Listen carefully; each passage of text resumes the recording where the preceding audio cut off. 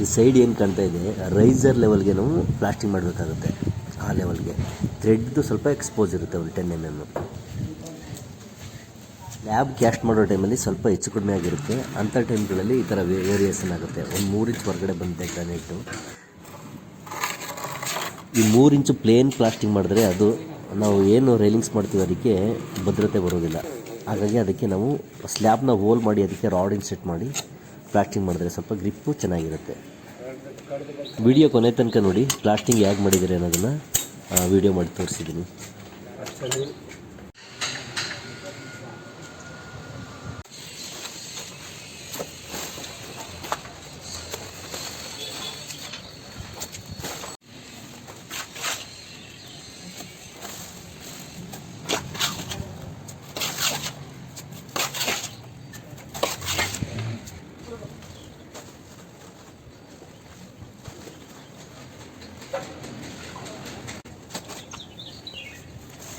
ಯಾರು